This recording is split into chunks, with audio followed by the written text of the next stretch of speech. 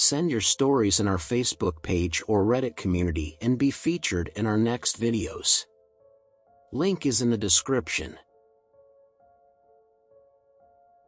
The weekend at the lake house was meant to be a peaceful getaway, a chance to unwind by the tranquil waters.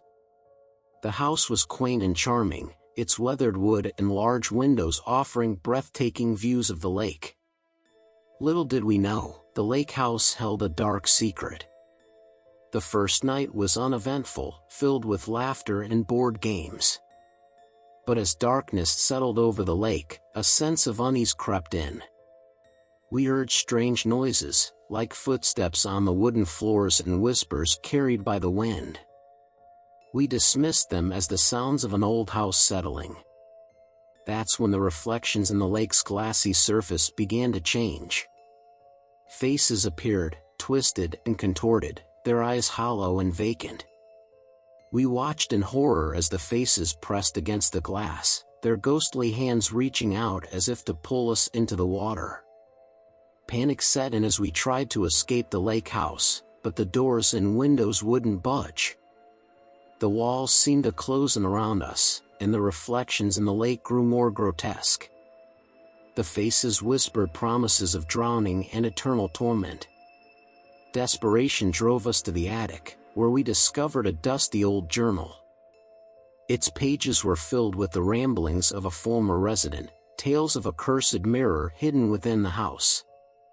The mirror was said to be a portal to a watery underworld, a place inhabited by vengeful spirits.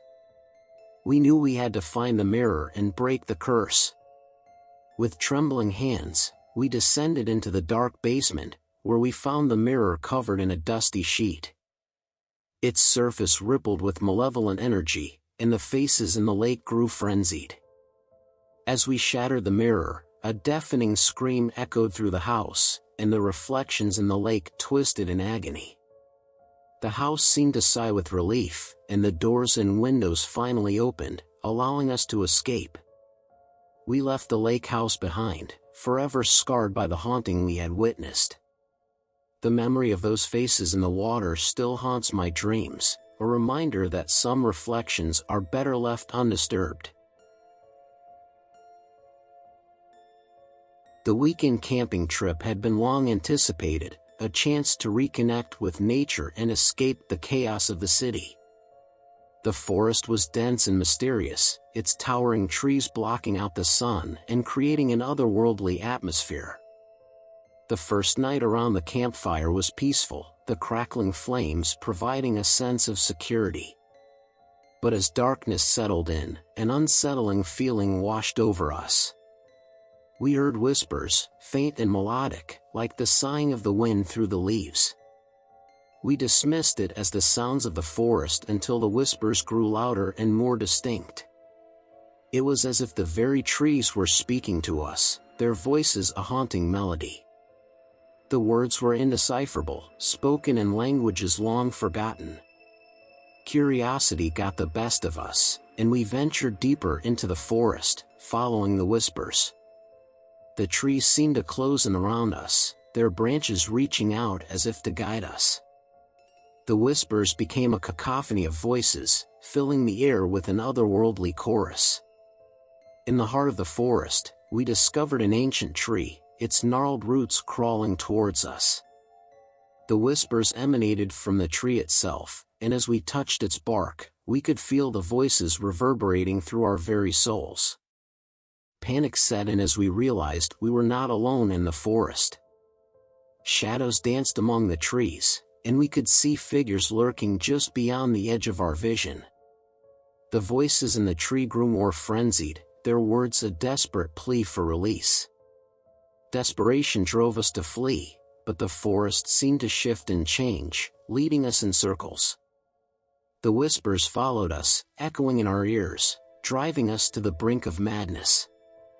It was as if the forest itself had come alive, a malevolent presence intent on keeping us trapped. Finally, we stumbled upon the edge of the forest, gasping for breath. The whispers faded, and the trees stood still and silent. We left the forest behind, forever haunted by the memory of those voices in the trees, a reminder that nature can be both beautiful and malevolent.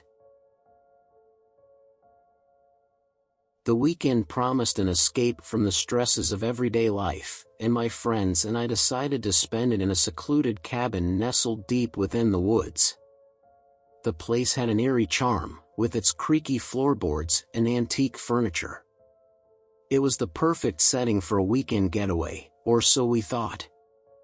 The first night, we gathered around the fireplace, the flames casting flickering shadows on the walls.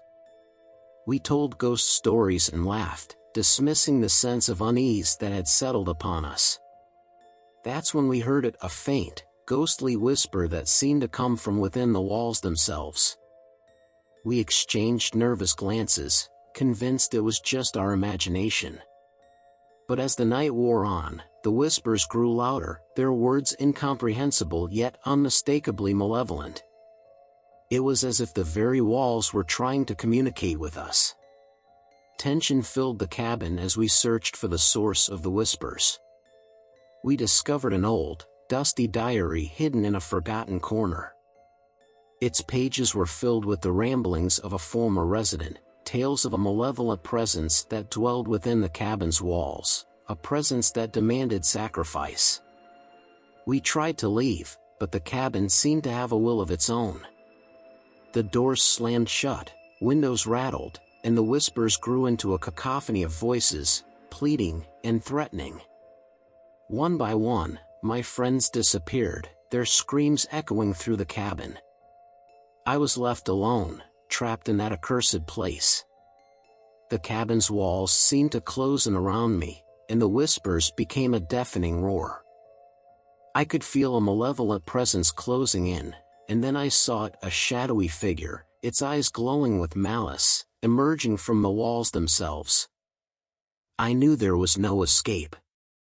The figure advanced, its fingers elongated and skeletal. And then everything went black. I woke up in a hospital bed, my friends by my side, their faces pale with fear. We had all survived, but the memory of that haunted cabin still lingers, a reminder that some places are best left abandoned.